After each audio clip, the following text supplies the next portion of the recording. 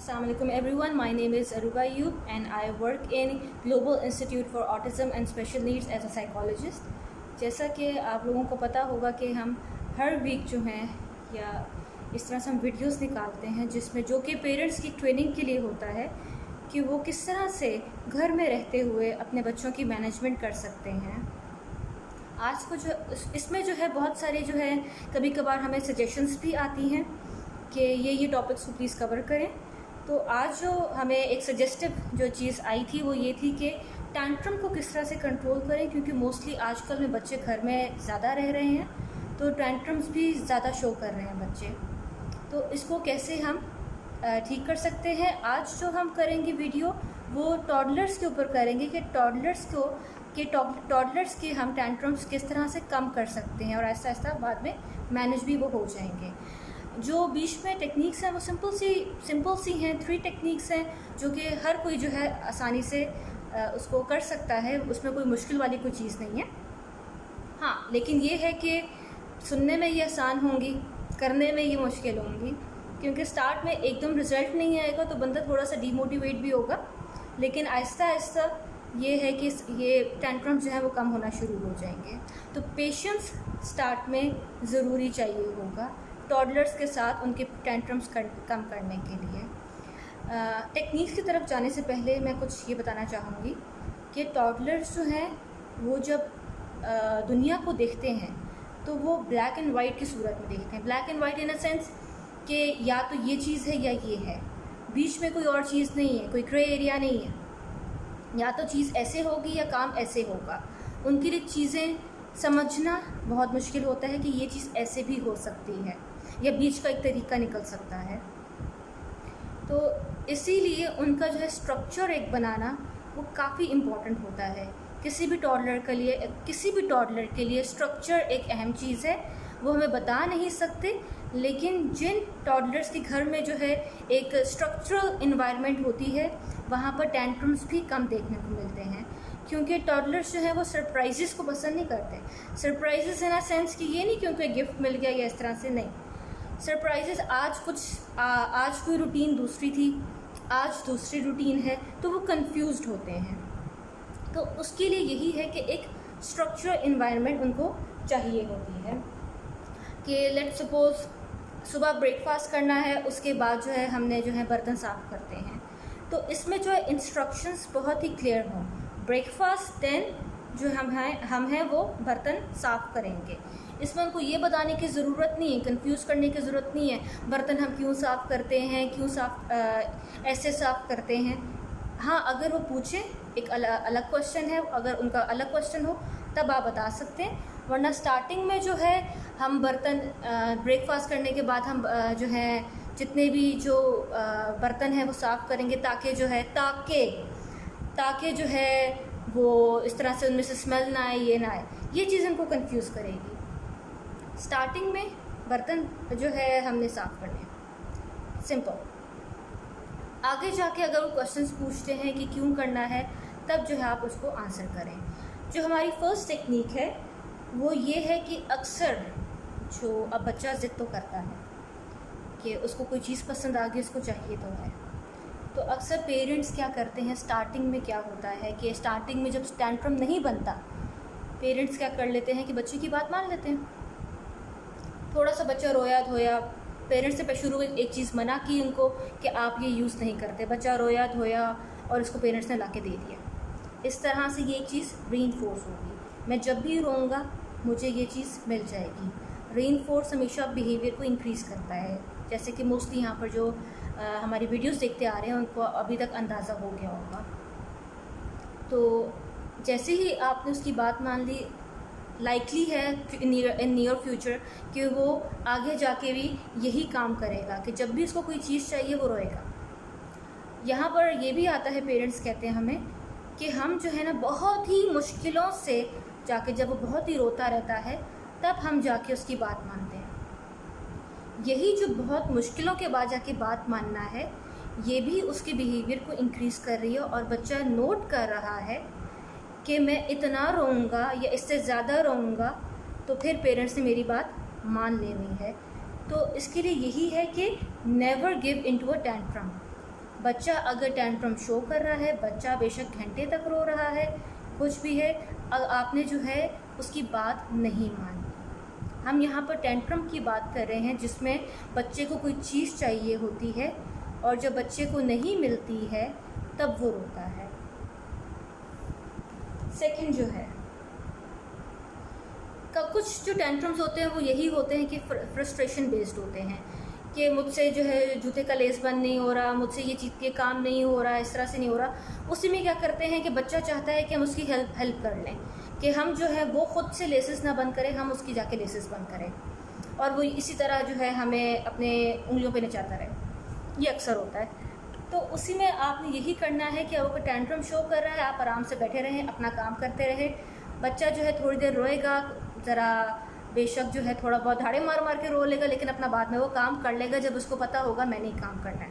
तो हमारी first technique जो है वो ये है कि टेंट्रम में आपने पेरेंट्स ने कभी गिव इन नहीं करना।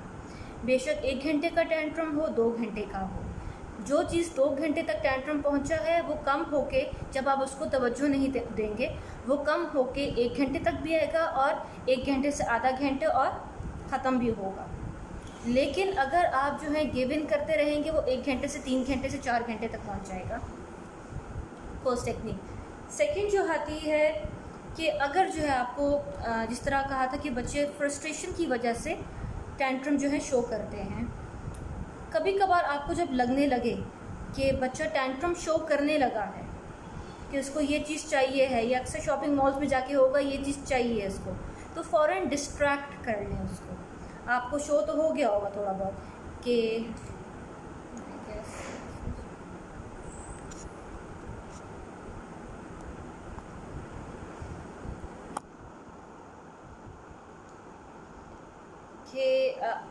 इतना तो अंदाज़ा पेरेंट्स को हो जाता है कि बच्चा अभी टेंट्रम शो करेगा, अभी संधाड़े मार मार के रोना है, सबके सामने रोना है, तो फ़ौरन डिस्ट्रैक्ट कर ले। अगर उसको कोई खाने की चीज़ चाहिए है, कोई जंक फूड चाहिए जो कि आप नहीं देना चाहते, आप डिस्ट्रैक्ट करके उसको किसी टॉय की तरफ कर सकते हैं, या अगर आपके पास उसका कोई टॉय मौजूद है वो दे दें। ऐसा नहीं है कि वो फिर ये चीज़ देख ले कि जब भी मैं जंक फूड खाने का करूँगा मुझे न्यू टॉय मिलेगा।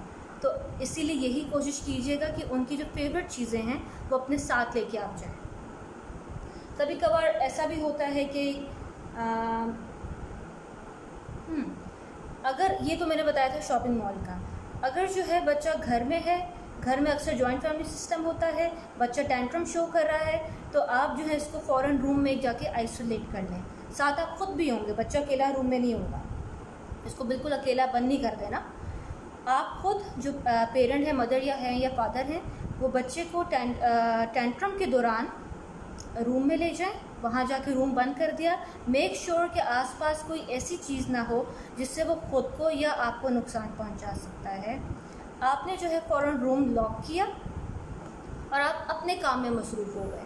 बच्चे को अटेंशन उस वक्त भी नहीं देनी, आपने उसको यूँ बैठ के आराम से देखना नहीं है, या आपने उस वक्त उसके साथ कंसोल करने की ज़रूरत नहीं है कि क्या हुआ है, क्यों तुम जो हो रो रहे हो, कुछ नहीं होता, वो चीज़ तो नहीं मिल सकती है, इस तरह की बातें करने की ज़रूरत नहीं है, क्योंकि ये भी एक अटेंशन बच्चे को मिल रही है और अटेंशन बच्चों को अच्छी लगती है। तो टेंट्रम के दौरान अटेंशन नहीं देनी। आप उसको रूम में ले गए और जाके आपने जो है अपने काम में मसरूफ़ हो गए। अगर बच्चा आपके पास सामने बैठा है तो कोशिश कीजिएगा आप अपना चेहरा दूसरी तरफ कर लें, ताकि आप बिल्कुल ही बच्चे को अटेंशन ना दें, उसकी तरफ देखें ना।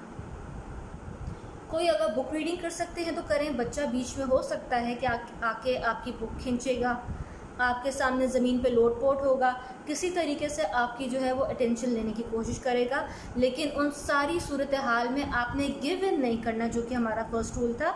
आपने अपनी बुक रीडिंग में या कोई भी आप काम कर रहे हैं उसमें कंटिन्यू रखना है अपने आप को।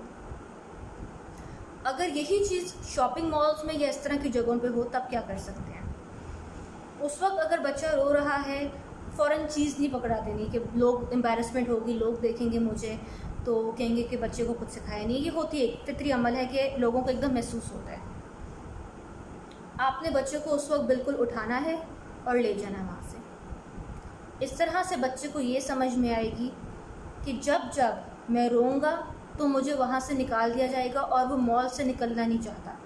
बच्चा, उनको बाहर जाके अच्छा लगता है जब उसको नज़र आएगा कि मैं जब भी रोता हूँ और मेरे पेरेंट्स जो हैं वो मुझे मॉल से बाहर ले जाते हैं, तो उसमें ये बिहेवियर डिक्रीज़ हो जाएगा कि मैंने ये काम नहीं करना। ये भी हो सकता है कि स्टार्टिंग में जो है बच्चा जाते जाते और हाथ पाँव मारेगा और रोएगा, गाड़ी में बैठ के और रोएगा, लेकिन जब इस तरह से ये एक अमल जारी रहेगा बच्चे में ये चीज़ कम होगी।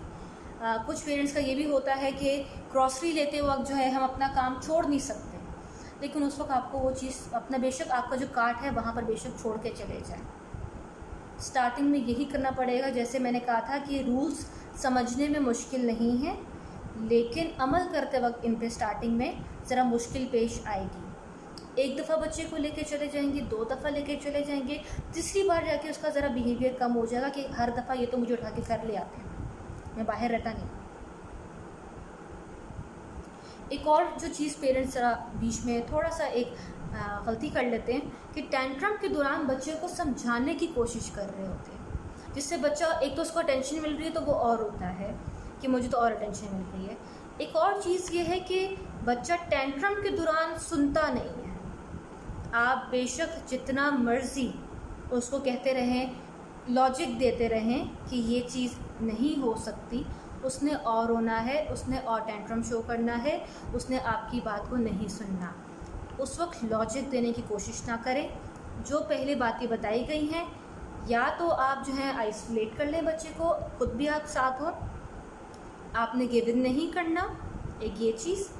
और दूसरा ये है कि बाद में भी बच्चे को उसके साथ लॉजिक गेम नहीं खेलनी कि आपने उस वक्त ये शो किया था टेंट्रम, कि सही नहीं था।